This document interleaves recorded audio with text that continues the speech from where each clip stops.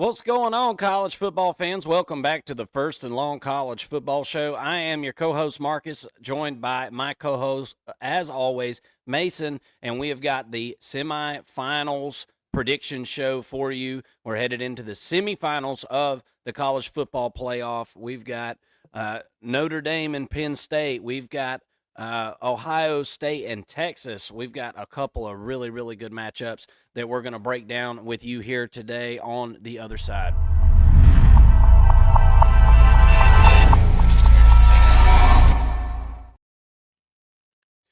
If you're new to the First and Long College Football Show, I hope that you will consider hitting the subscribe button. And if you are or aren't new to the channel, I hope you will hit that like button for us and help us spread the good word of the First and Long College Football Show. We are your go-to for Power 4 college football coverage, wall to wall. We were just talking before we started the show today. We're going to be we were talking about how to tackle and how to handle a lot of this offseason stuff that's going on with the transfer portal and things like that. Mason, how you doing, buddy? We're gonna knock out a couple little housekeeping things here, and then we're gonna break down the semifinals of the college football playoff. I think we're gonna have a couple of really good games. I really do. I think we're better than what we've seen. We've seen a ton of blowouts, right? And not to say that we haven't seen some decent games, because that wouldn't be true. But as the college football playoff kind of has always been, it's been this year, and there's been blowouts, and here we are to the Final Four. What's up, man? Not a whole lot, but yeah, you're absolutely right. A lot of double-digit wins, a lot of double-digit games, and games that were decided by two scores or more, which doesn't always make for the best television. But that's not to say that the teams that lost weren't in it for the majority of the games. I think really the second round brought us a lot more competition, and I expect in the semifinals, I expect there to be some absolute competition, some haymakers thrown. Because when I look at the two games, I think you've got probably the best two teams playing against each other, and then the third and fourth teams playing against each other. Of course, I'm talking about Ohio State and Texas going off or playing and playing one another, being the better game, I think, probably, at least as far as the teams go. And then, if you were to power rate the teams, that is. And then, of course, Notre Dame and Penn State playing a really similar style of fight in that one. So it's going to be very interesting. And I'm excited to break it down with you, Mark, and see kind of what you've come up with. Absolutely. And as I was kind of talking about there at the top of the show, we're going to we're going to next week, whenever we talk about the national championship game, whoever is in that game, we're going to go ahead and tackle some of the transfer portal stuff then. That doesn't mean, and that's not to say that you can't throw some of that in the comment section today during the show, and we'd love to talk about it with you guys. We were talking about that as well before the show started airing today. So certainly have got our eyes on that, and kind of starting to digest some of that stuff and where everybody's going to kind of end up after the big shake of the transfer portal for the one prior to the season, right? We're going to have another one open up whenever we get towards the spring there. But we're going to try to make the best of that situation and figure everything out next week. But today we've got a couple of our big college football playoff matchups, and let's jump into those right now. And I want to talk about this Notre Dame Penn State game first. And this is the game that is going to be on January 9th, 7:30 p.m. Eastern Time. It's the Orange Bowl taking place in Miami. Penn State, Notre Dame. Notre Dame is a 1.5-point favorite as we see it now. Just yesterday, I was seeing 2.5, so down to 1.5 most places, and over under is set at 44.5, and that number has not moved at all. You've got even money for Penn State on the money line. And so that is a little bit of a tell for me as far as what Vegas is thinking about this one. So and Notre Dame minus 120 favorite on the money line there. And that's where I'm going to kind of focus my efforts today, because with a 1.5-point line, you might as well just take one of these teams on the money line if you're going to bet that way. Look, I'm interested to see how each team is going to be able to rebound from a bunch of injuries. look, we talked all season about how the season getting longer is going to. I mean, it's inevitably going to cause more injuries, right? There's going to be more injuries here towards the finish line, and both of these teams are pretty banged up, man. You saw Abdul Carter banged up, Danny Dennis Sutton banged up. Those are the two edge rushers that are just absolute monsters in each of their own right when they're healthy. How effective are they going to be able to be against this Notre Dame offensive line? And then on the other side of that, Notre Dame has dealt with a ton of injuries, right? We've talked about the defensive tackles that are out. Those are big time leaders on this defense. Lost some big help in the secondary earlier this season. So, do you start to see some of the water go through those cracks? I guess is kind of my thought process on this one, and I'm interested to see which team is able to rebound from those better. Look, we just came off of a Sugar Bowl in which we saw Notre Dame win in a lot of different ways, Mason. They really did. They won in special teams. They won defensively, offensively. There was good things to take, I thought, from all three phases for Notre Dame in that game.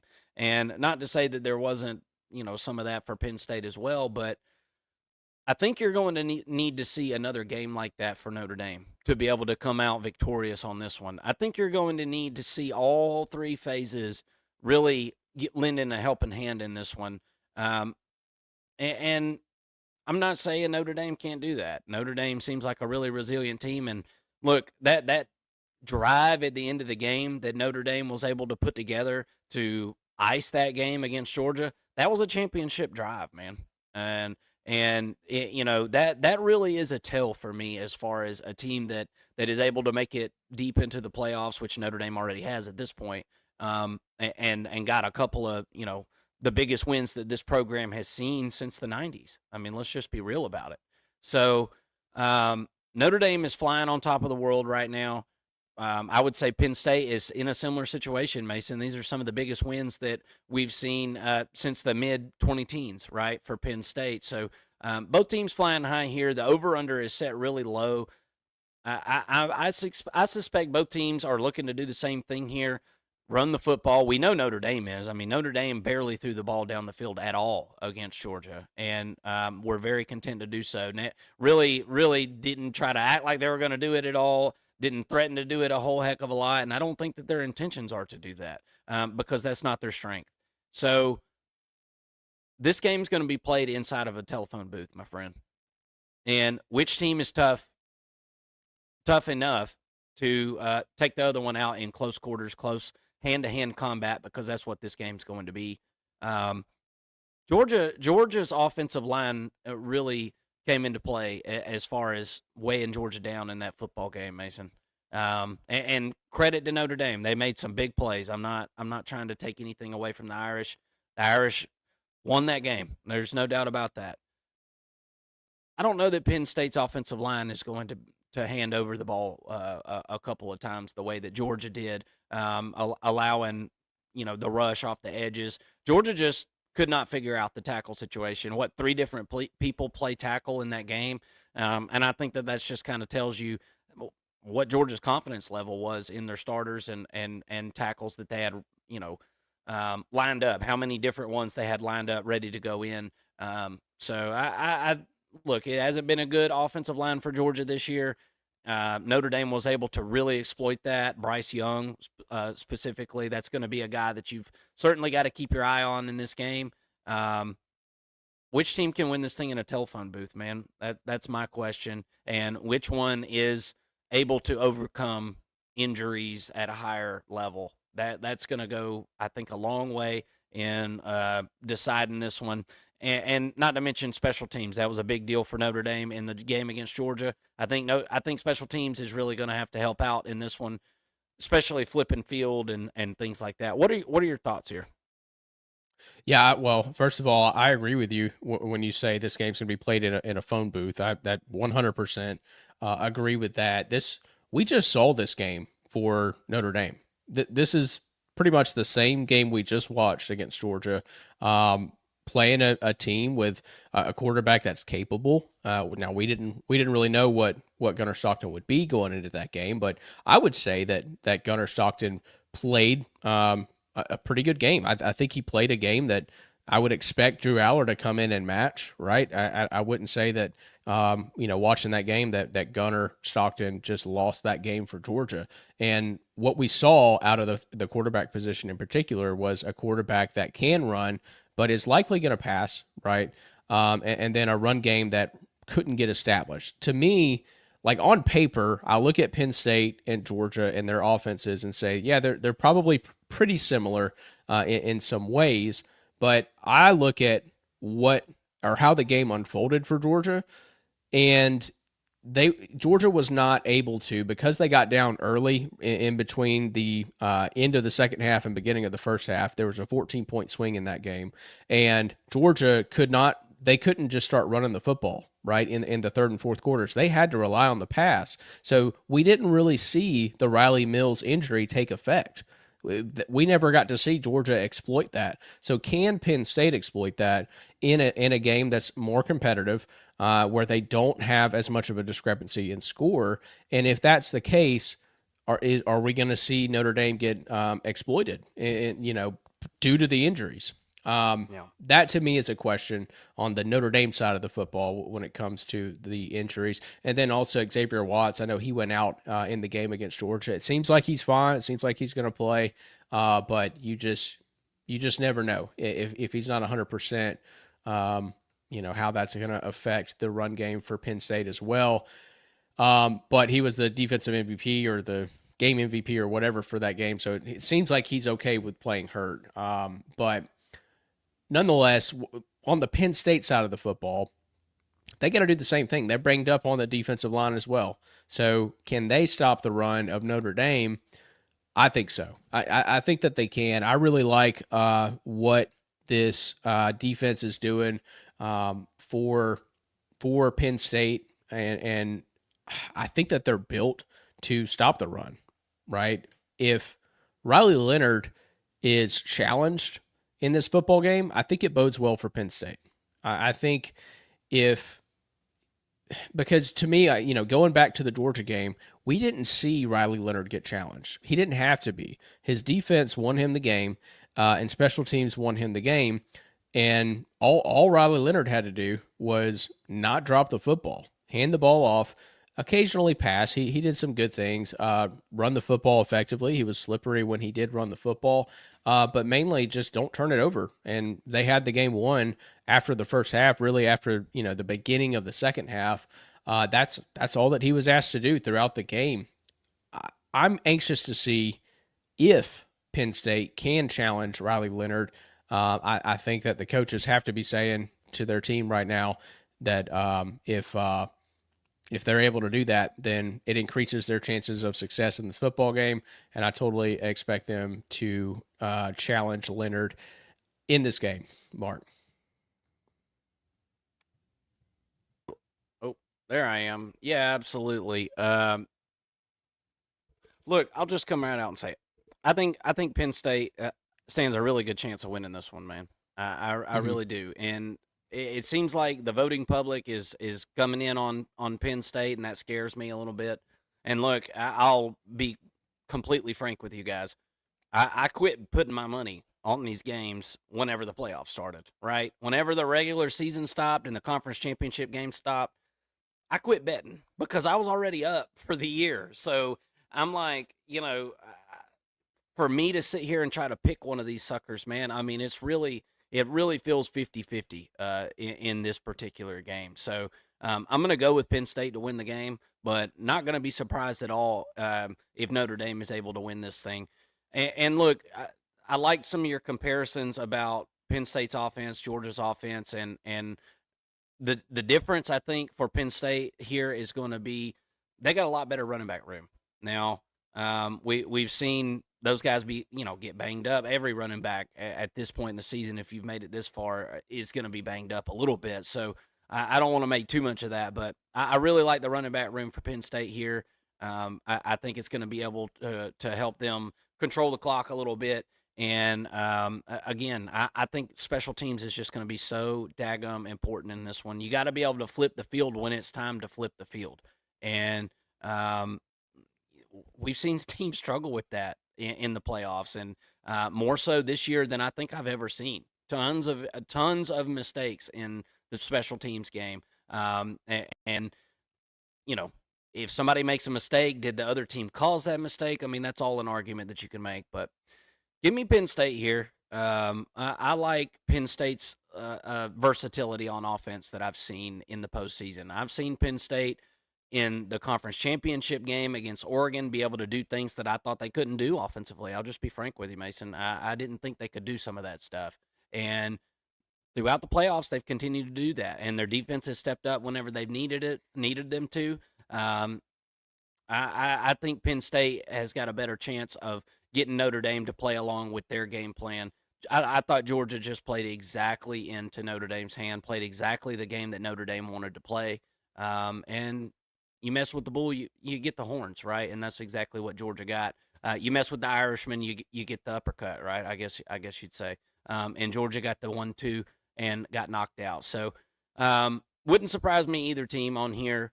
Also, wouldn't surprise me to see the under hit in this game as well. I don't think you're going to see a ton of explosive games. Excuse me, a ton of explosive plays in this game. So give me Penn, and give me the under. What do you think? Yeah, I'm with you on both of those plays. I'm really looking at Notre Dame and wondering if they can have as much success against Penn State's offensive line as they had against Georgia, because that defensive line was, despite being hurt, despite everybody saying that Riley Mills being out is going to hurt that defensive line, those guys played their tails off. They did. R.J. Oben came alive in this game. The transfer from Duke, Bryce Young, the freshman, he shined at times in this game. RJ Oben's Had a got to couple. be like 30 years old at this point, by the way. I mean, Yes. I my think he's one of God, those 6 year guys. But 7, I think. I swear, yeah, crazy. yeah. But then, you had number 44, and I'm going to butcher his name, but Tui Halamaka. He really came on in that game against Georgia, had probably a handful of big plays in that one. And Howard Cross is just doing what he can to stay on the field, I think, at this point. But if those guys can play to the level that they did last week, I really like Notre Dame's chances, because to me, if those guys play well, I think you're shutting down Penn State's offense. Regardless, though, if they play some semblance of that, I like the under here as well. I think that's the safest bet from a betting perspective. If you guys are crazy enough to bet on these playoff games, go Yeah. for it. But I like the under. We were on the under last week with Notre Dame and Georgia. Obviously, that one hit as well. I think we're going to see a similar type of game here, a defensive and special teams type of game. It's going to be very quick. It's probably 2.5 hour game or something like that. I mean, and I'm expecting it to be a short game, and but I like Penn State in this one. To me, I trust the offense of Penn State a little bit more. I love the play calling from Kotelnicki. I hope that I'm anxious to see what he does in year two. I think that he's had a very impressive year one, and now we're at the end of year one, so these players kind of know what to expect from him and vice versa. I think that this offense creates enough opportunities for Penn State to win the game against a tough defense in Notre Dame, and I feel like that's going to be the difference. I mean, we're talking probably a 3-point game here when it's all said and done. I do think this is going to be a really good, really fun game if you like defensive type games. I think so too, man.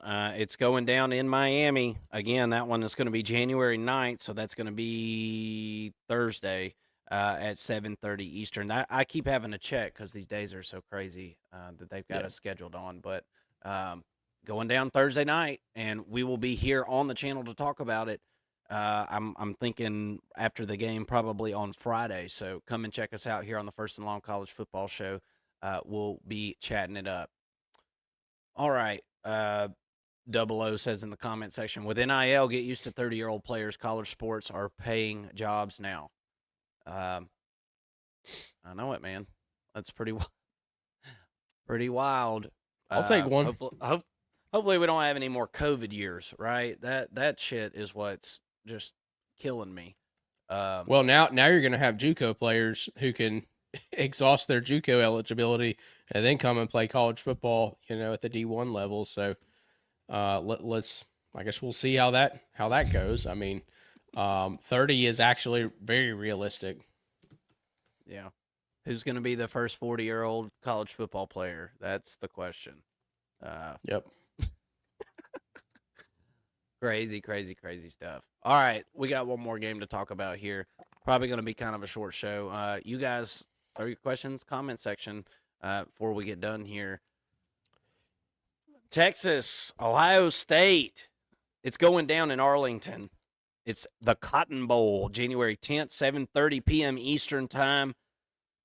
Ohio State currently favored by 5.5. The over/under is set at 53.5 for this one. Very simple here, Mason. What Ohio State are we getting? That's A. B. Can Texas manufacture a run game? Those are my two biggest questions for this game.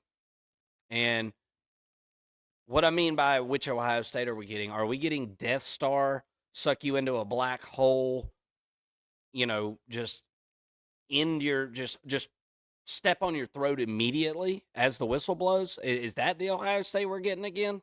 Right? Or are we going to see more of the run the football version that we saw early in the season?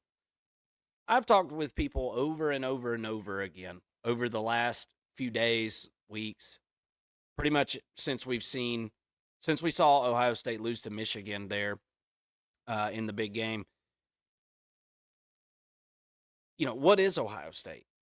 They started the season off, Mason, and they totally, it's almost like they sandbagged in a way. And that's the way I've heard multiple people describe it, what I'm trying to describe. They say, you think they were sandbagging. And that's not exactly what I think, but the way Ohio State ran the football early in the season, the way the offense looked a little bit monotonous, a little bit plain Jane, they're reaping the benefits of that now. As soon as they got to the playoffs, they got one-on-one matchups on these awesome wide receivers and just started taking advantage of them. Throwing them the 50-50 ball, which, as we've learned with these Ohio State wide receivers, it's more like a 70-30 ball. I mean, these guys are freaks. Whenever they're one-on-one with somebody, you've got to throw them the ball. Will Howard has delivered in that matter, and it's been all the difference in the world to me. The defense has played consistently pretty much throughout the whole year, minus that Oregon game where I felt like Ohio State was really the way they sat back and just kind of reacted to what Oregon did rather than try to take the game by the reins, right? And create pressure, send some kind of blitz. They didn't do that a whole heck of a lot in that first Oregon game. Boy, they did in the second, right? They did it. They got it whichever way they wanted it, and that's pretty much been what Ohio State's done this whole playoff. Right after they beat Tennessee, right? It was like, holy crap, Tennessee sucks. Well, then they go do it to Oregon. Does Oregon suck? I don't think anybody was thinking Oregon sucked, right? I think we come away from both of those games, or at least I do. I don't think either one of those teams sucked.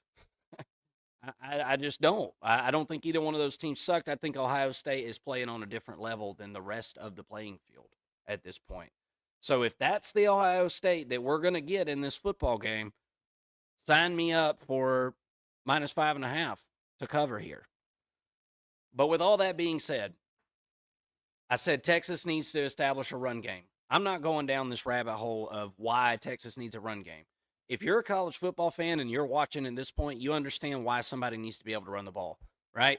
Balance, success in the red zone, just overall success of implementing your offensive scheme. It's very, very easy to understand why Steve Sarkisian wants to run the football really well. But wanting to run the football well and actually doing it have been two separate things for Texas this season.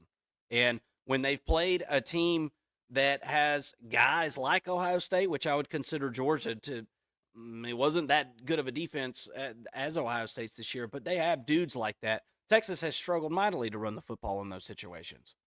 So I'm concerned about that as well. I think that also leans into the favor of Ohio State because I think even if Texas does have success running the football, how much success is that? because I think Texas needs 150 yards rushing to be able to win this game, Mason. That's what I think, and I think that is going to be really really tough to do for Texas. Um, I really do. But looking at the other side of the ball, here's something that I am interested in, and something that I think does give Texas a glimmer of hope, and why you don't see Vegas having a 7.5 point spread on this game, and they've got it at 5.5. That Texas secondary is unbelievable, right? They've been unbelievable all season. They haven't faced wide receivers to this level, okay? But if anybody in the country is going to be able to do their best rendition of covering these wide receivers for Ohio State, I think it could be Texas. So, what kind of pressure can they put on Will Howard? And I'm not actually talking about physical pressure. I mean, obviously that's important as well. But I mean, what kind of pressure can they put him in as far as putting balls in really tight windows? Because he's been doing a great job hitting guys that are streaking open. You know what I'm saying? Or have two steps on somebody. But what if it really is a 50-50 ball and the defender is in position? Can Will Howard put it, in a spot where those playmakers can go up and get it? Not saying he can't. Not saying he can. We're going to find out, because I think this is one of the better defenses in the country. I'm just worried about Texas's offense being able to sustain drives against Ohio State. We know Texas can throw the football some. Matthew Golden is a freak. He's going to have his yards. I mean, pretty much just all these big games, Matthew Golden has kind of been the constant for this Texas offense. He's going to have his yards. Who else can step in and help? Can Gunnar Helm step in and help? He probably going to have to be helping picking up some blitzes and things like that. So I'm a little worried about his availability to be going out on passes and things in this game. So somebody else is going to have to step up. Silas Bolden, somebody. Those are kind of my keys to this game. I agree with Vegas here that Ohio State should be the favorite, and if I had to bet on this thing now, I would pick Ohio State to cover it. What are your thoughts? Well, I completely agree with your sentiment here. But going back to last week, I told you that the Ohio State versus Oregon game was kind of the national championship, right? Well, now that game's been played, I think I could say that the Texas and Ohio State game is kind of the national championship, right? Of the ones that are remaining. And with that being said, I think this is going to be a great football game. I do think that one of these teams is going to win by probably 6 points or more. So I don't think this is going to be a very close game from a score perspective or final score perspective. But I think it's going to be close as far as, just watching the game unfold. I think it'll be a 4-quarter game, things like that. Looking at Ohio State, it's amazing what they've done in the playoffs, first of all, because this is a team that did not show really any semblance of what they are right now throughout the entire season. This is what Ohio State is supposed to be. This is what they've got 10 out of their 11 starters, Mark, that are going to the NFL next year, or at least they're exhausting their eligibility, if not, being drafted or whatnot. But this is what these guys come back for, right? This is why Tui Maloau comes back for his senior year. This is why Tyleik Williams comes back. This is why Jack Sawyer, Sonny Styles, Denzel Burke, Lathan Ransom, Igbinosun, Jordan Hancock, all of these guys came back to play for a national championship game. And then on top of that, Ohio State went out and got Quinshon Judkins, right? They went out and got Will Howard. Got these guys to supplement the team. They went out and got Caleb Downs, who is not eligible to go to the NFL, as this is just his second year playing football. So this, to me, is the roster that they built, and this is the year that they need to go win it. Because, like I just said, 10 of those 11 starters are not coming back. Now, they've got talent behind them that will be fine. They're going to be a great team next year, too. But this is a championship team. This is a ring team. And they weren't playing like it all just about all season. I know they weren't sandbagging, Mark. It took a while for these guys to develop, particularly on the offensive side. The defense has been there all year long. I mean, they've played great. Um, but it took the offense a while to get going. Something happened in that Michigan game. It feels like that really got this offense geared up, and they had a come to Jesus moment, Mark. I think in that locker room, and it worked out. And obviously they met with the coaches and figured some things out, and it seems like now they are on the right track. The only thing standing in their way to me between Ohio State in the national championship, the only thing standing in their way is Texas. Um, Texas, like you said, is a team that can compete with Ohio State in the way that they're playing right now. I think the best version of Texas versus the best version of Ohio State is going to be a really good game, and you can flip a coin on it, right? What version do we get of Texas, though? That's my question. Defensively, they've got a great opportunity here. I like what they do on the edge. I like their middle linebackers and absolutely love the defensive backs. So how are they going to handle Jeremiah Smith? Or are they going to be able to handle him? And if they do that, does it open up some opportunities in the run game? If it does, I know Chip Kelly's going to be able to exploit that or going to attempt to exploit that with his running backs. If they try to exploit that, can the defensive line stand up against a offensive line that is still banged up? People kind of forget that because they're playing good football right now. But this isn't your ideal starting five. I mean, they've been banged up throughout the year, playing good football. But at some point, does that depth become an issue? Because we saw Georgia struggle with Notre Dame's defensive line on their offensive line, and they made some adjustments. It wasn't the best game plan, but they had guys behind them that they could put in and try something different. I don't think that Ohio State really has that. If things are going bad up front and they're getting beat, I don't know that they have that. So that's an area that I think that Texas can win, is on the defensive side of the football, going up against Ohio State's offense. Look, I mean, we're only a few games removed from Ohio State looking like they didn't have an offense against Michigan. And if you're comparing Texas to Michigan defensively, I'm taking Texas. I mean, Texas has been one of the best defenses all year long. So to me, yeah, I'm definitely. I think that this is the toughest defense that Ohio State has faced all year, and I think that this game is gonna prove that. The wide receivers are going to be tested, and they haven't been tested like they're about to be against Texas. How does the offensive game plan change when these receivers for Ohio State get punched in the mouth?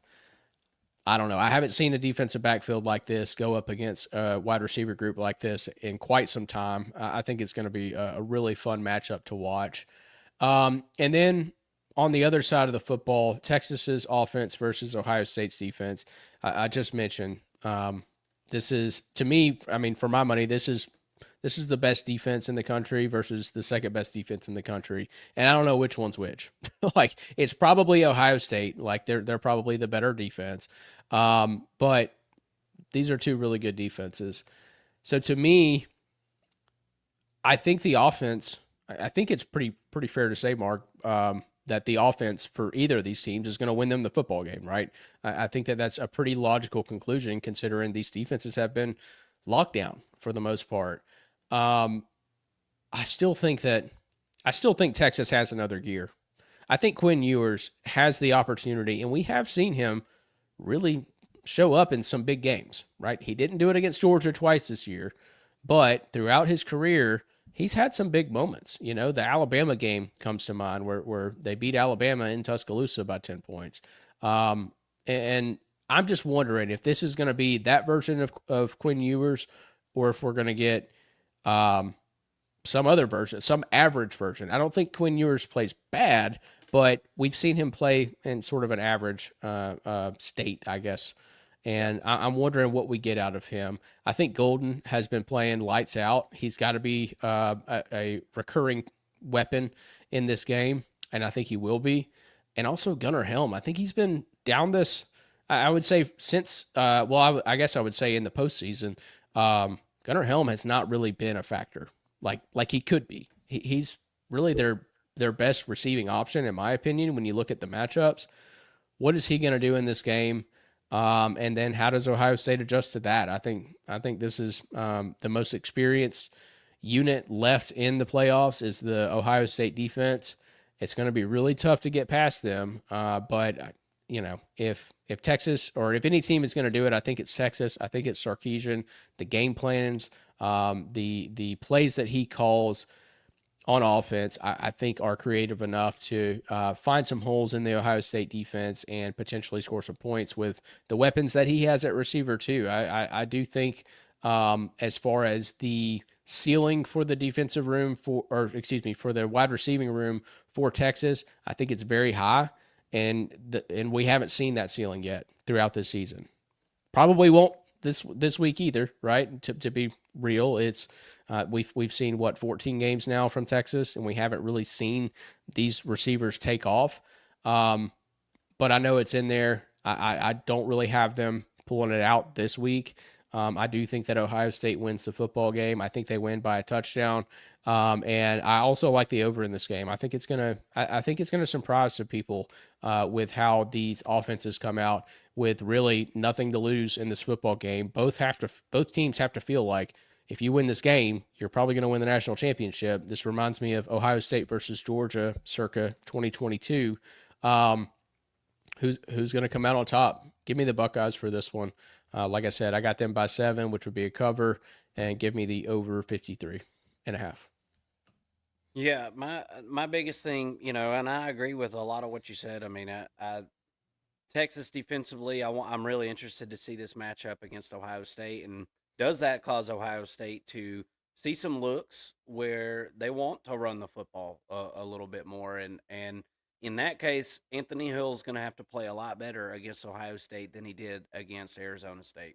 I saw Anthony Hill miss tackles in that game that it was just uncharacteristic. It didn't look like he had his best day. I mean, and that's not something far fetched to say. I mean, everybody has a bad day, and um, I saw him completely whiff a few times on Sam Levitt and Scattaboo, and so I think Texas will be ready to play that type of game. And that's what they want, right? That's probably what you want as far as facing this Ohio State team. You want them to run the football. We've seen it this season when they've been in those situations where they've either decided just to run the football or the defense they're playing has dictated it. That's really been the poison that you want to pick against this offense because whenever they've blown people out, it's been, as we've said, bombing them over the top, hitting those really talented wide receivers on one-on-one situations. So I think that's a best case scenario for Texas if they can get in some looks. But easier said than done. That means that Texas has to be able to control this run game with kind of a base look, a base run look. So not anything special. You're not going to be able to bring a bunch of extra bodies, if you're trying to, make sure these wide receivers are nice and covered up back there on the back end. So that is going to require people like Anthony Hill, Trey Moore coming off the edge. That's going to require these guys to tackle really, really well against what I would consider to be a couple of the best running backs in the country. We'll see how that works out. And what you bring up again about the offensive line for Ohio State, it still is something that I think about, even though you're right. They've played really well and people have stopped talking about it. But Ohio State has certainly had their bumps and bruises and worse on that offensive line. And so we'll see if Texas is able to exploit that. You and I both have not been huge fans of Texas's interior of their defensive line this year. And it's understandable after the 2 first-round talents they lost last year. How do they stand up? And is that something that Ohio State attacks if they are in the mood to run the football? And you brought up the Michigan game, and PSU Jim brought this up in the comment section a minute ago. That Michigan game is in the back of everybody's heads, and whether you like Ohio State or maybe you hate Ohio State, if you hate Ohio State, that's the Ohio State that you want to see, right? I don't think we see that offense again. I think that was an offense that was called specifically for stubborn reasons. I'll just be honest with you. A bullheaded stubborn reasons. And those reasons are, I think Ohio State was more interested in proving a point against Michigan than they were about winning that game and just getting on and moving along. And it really, really bit the Buckeyes in the butt. But all they could do from that point is sit back, watch Oregon win the Big Ten championship, and just know that they're going to get their shot to take care of the Ducks, and they did. And they did not disappoint. They certainly took care of business there. So I think that we're all over this one as far as the matchups and things like that. We'll see how this one works out. Or do we get Death Star Ohio State? Do we get lockdown, immovable object in the Texas Longhorns defense? Kwiatkowski's done a really good job this year. I'll be interested to see how he plays this one. We'll see you guys after the game. We'll be reacting to everything. We hope that you'll come and hang out with us in the comment section, and you can brag there, you can cry there, whatever you feel like doing. We'll be here on the First and Long College Football Show waiting for you. And for those of you in the comment section, we'll read a couple more comments here. Double O'Neill says, "Now watch Ohio blow out the Longhorns. Laugh my ass off." Yeah, absolutely. I mean, I think that is. I don't think there's a world conceivable in which Texas blows out Ohio State. I just don't really see it. I could see Ohio State obviously blowing Texas out. Even if they do, I would consider a 14-point win to probably be like a blowout. I could see Ohio State probably doing that if things got out of hand. I don't know if it'll be as bad as some of the other games we've seen, but who knows, man? Who knows? Maybe Ohio State's got a whole nother gear that we all don't know about, and they may pull that shit out this week. Who knows? PSU Jim, Buckeyes are like a runaway train right now, but pressure on Howard is the great equalizer if Texas can get to them. Yeah, I mean, if you can figure out a way to do that, obviously that I feel like that would be huge. Texas hasn't been like an amazing sack team necessarily. They're good, they're fine. I don't know. We'll see. They're gonna have to figure out a way to get around that offensive line, and there's a chance they could. Double O says, "I have a feeling this game is going to go just like all the rest for whoever wins." Yeah, yeah, it could be a blowout. It could be a blowout. Um, all right, guys, it's just a handful of us in here tonight. We're kind of winding down the season. I think we're going to go ahead and call it. Like I said, we're going to be on here next week, and y'all hit the thumbs up button for us on the way out, please, real quick, and that'll help us kind of project this thing along into the algorithm. But we're going to be on after the games. We'll react to the games. We'll kind of give a preview of the national championship. And then next week, when we come on to give our official predictions for the national championship, we're going to be breaking down more of, like I said, the transfer portal stuff. Some maybe some recruiting things. If there's still some available guys that are going to be signing in February, and we'll kind of talk about just kind of go back and touch on some of that stuff that we missed, while we were covering the regular season, things like that, and anything that you guys bring to the comment section. Mason, you got anything else for the good folks here tonight? No, I think we're good. Like you said, we'll be diversifying our shows a little bit more here starting next week. We kind of have been just reacting to these games, the playoffs, and kind of rolling on that for a minute. And also, we wanted to let the dust settle in the transfer portal. It's crazy out there, and y'all know it. It's the Wild West. We're not a daily show necessarily. We're not on 3 or 24/7 or CBS or one of these other channels that do this full time. I wish we could be, but we're not the news, right? And we don't want to be. So we want to let the dust settle a little bit. We'll react to it and kind of take it team by team and talk about these teams and what they're getting in the transfer portal, what they're losing in the transfer portal as a whole, and then also look at the recruiting classes and just start to shape up the 2025 season for these teams and try to figure out who's got what and try to pick the next SMU or the next Arizona State or the next Boise State. Who's going to be the team of 2025 that we're looking at going, man, where the heck did they come from? I don't think anybody had Indiana picked to make the college football playoff before this last season was started. But anyways, we'll get to that down the road. I just kind of wanted to let y'all know kind of where our minds are at on everything here. And hey, we're 2 days away from the semifinals getting started. Can't wait to break it down with you again, Mark. Yes, sir. Absolutely. Everybody have a great night, and we will see you really soon after the semifinals of the CFP. Thank y'all so much. Have a great night.